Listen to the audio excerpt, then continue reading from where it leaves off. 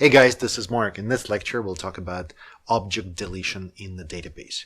The process is very straightforward from the codeless perspective. Once again, a single block that takes care of it. To see how it works, let's just jump into an example. In here, I have the object update page that was created in the previous lecture. Let's make a copy of this and call the page delete object. Select fork and then select the object update. And in here, what we will do is we'll add another button. Here we'll already have the update functionality.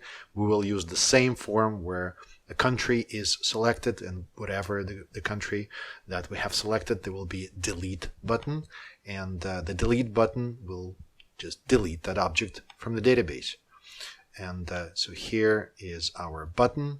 Let's adjust its size. Let's change the label to delete. Let's make the color red to indicate that it's a deletion. And let's just put another block just so the buttons are in the same line. So here's the block, and let's move these buttons into that block. And then this block, we can change the direction. How about this? Good.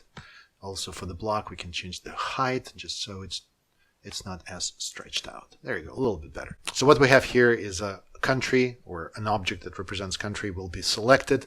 This block will get that country as the data model, and then when we click delete, whatever the data model of that block, and this block is this country details, we can just delete that object from the database. Let's go into the logic for the delete button, and then here in the onClick event, if you go into the data API, you will see a block that says delete table object. Put the country as the table name. And then here you see it says object or object ID. What that means is you can use the data model itself, because it's going to be the country object that already has object ID. It came from the database when it was retrieved. Or alternatively, what you can do is get property and then get the property which is object ID. Either of these approaches is valid, because this block, all it cares about is the object ID. So if you provide the entire object, then the block itself will extract object ID. I always like more elegant, more compact codeless logic, so let's leave it like this. And that's pretty much it. One other thing that we could do is update the status, say the object has been deleted, but let's not do it yet. Instead, what I'd like to do is to clear out these properties. And for this, let's try to do this. Set data model of the country details, and let's initialize it with just an empty object. I wonder if that will work.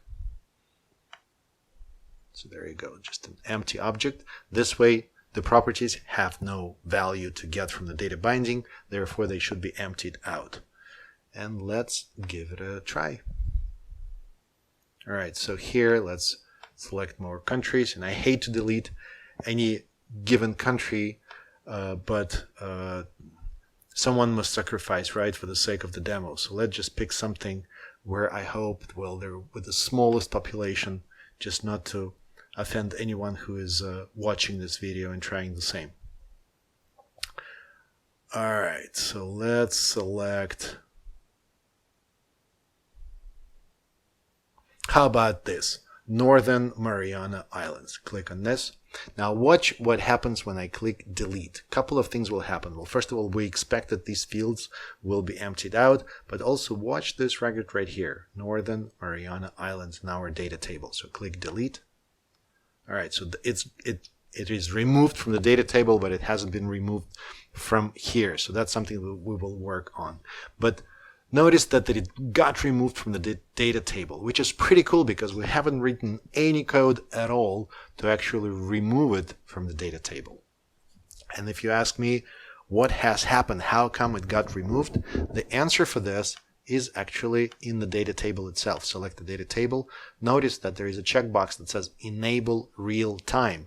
And this is an amazing feature. And the way this feature works is that if there is a change in a database, such as when an object is created or deleted or updated, this data table is automatically in sync with all those changes because backendless database is a real-time database. When something is changing there, if you have a client that is subscribing to real-time events and this data table becomes such a client, in fact, your UI application becomes this real-time client, then the changes in the database will automatically be reflected in this data table. So now let's adjust the logic so these fields are cleared out. And for this, let's set the properties such as name, GNP, and head of state,